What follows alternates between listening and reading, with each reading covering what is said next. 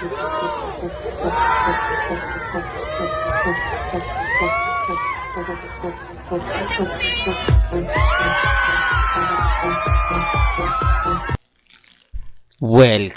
back mga kaaldab. Ito na naman po ang inyong lingkod, si Mr. Destiny. At magbibigay po tayo ng pinakamainit na update po ngayon sa social media mga kaaldab. Maraming pong komento ngayon.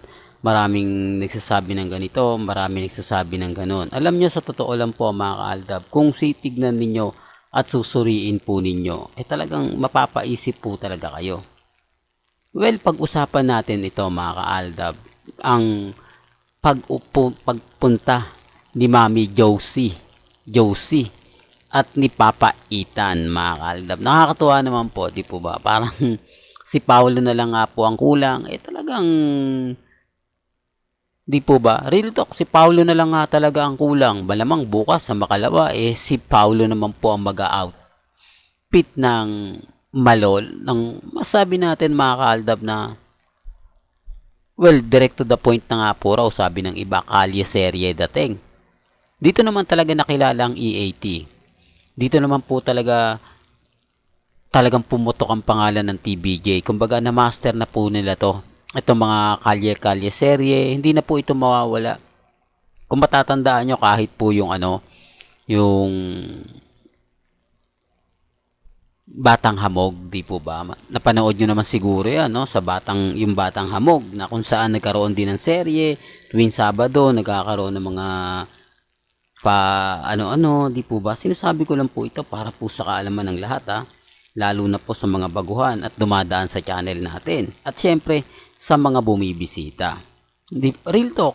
Kasi tayo, ito pagka sinabi kasing kalye serye, at pag sinabing teleserye, o serye, di po ba, aldab po talaga yung unang maririnig mo, unang mapapakinggan po ninyo.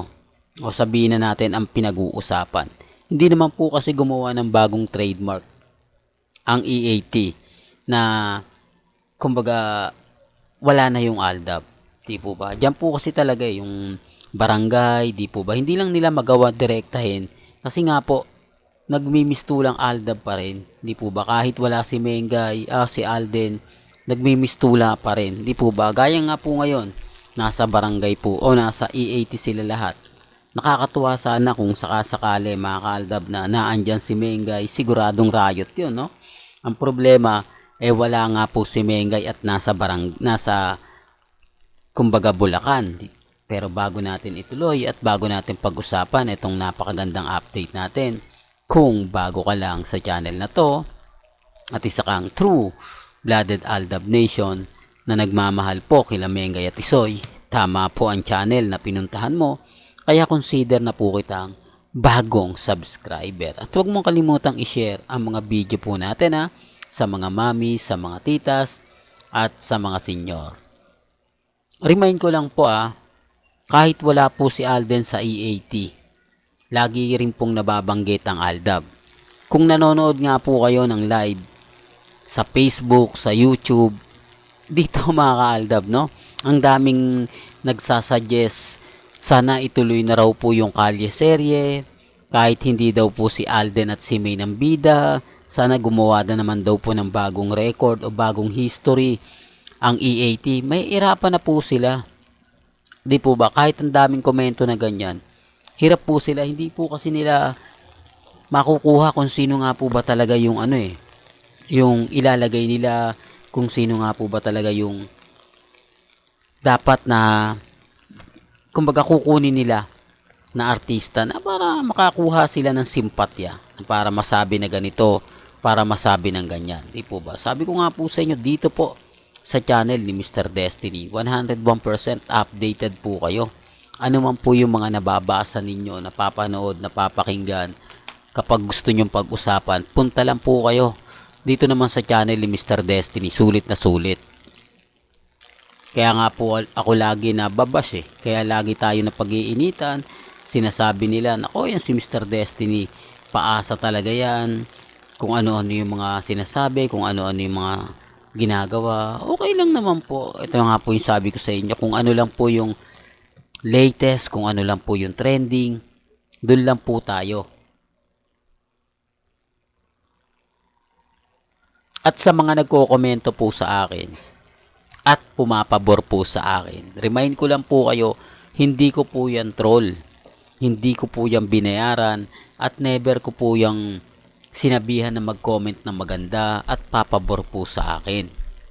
Binibigay ko lang po kung ano yung trending, binibigay ko lang po yung kung ano yung pinag-uusapan. Kaya nga po kita nyo naman 101% pagdating sa channel ni Mr. Destiny, updated na updated tayo.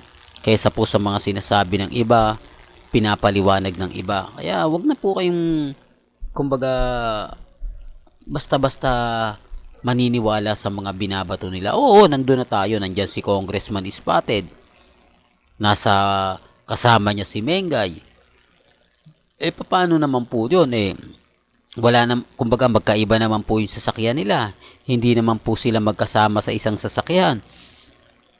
Si Mengay may sasakyan. Si Congressman Spotted may sasakyan.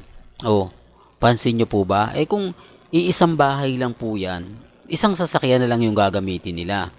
Di po ba? Yung kasunod niya, yun na lang yung mga bodyguard. Di po ba? Para lang klaro.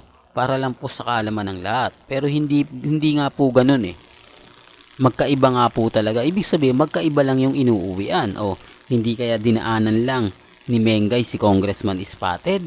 Hindi kaya na nag-aabang na talaga si Congressman Spotted at hinihintay na lang po si Mengay para pumunta na nga po ng San Jose del Monte, Bulacan? Di po ba?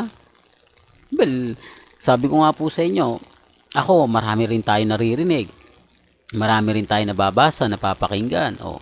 Pero okay lang naman po yan. Kasi, literal naman po na hindi niya pinalandakan ng ang salitang asawa. Hindi po ba? Hindi niya binigyan ng diin na ganito, ganyan, mahal na mahal ko. Di po ba? Doon pa lang po panalo na po ako Doon pa lang sinasabi ko na po sa inyo. Di po ba? At remind ko for the second time, hindi po nag-trending ang McDonald's ni Mengay. Yan po yung katotohanan na kahit po ipagpilitan ng Armin at main fanatics, wala po. Hindi po yung totoo. Sinasabi ko lang po ito para po sa kaalaman ng lahat, lalo na po sa mga dumadaan at bumibisita sa channel natin. Well, hanggang dito na lang po yung updates natin, mga kaalda ba?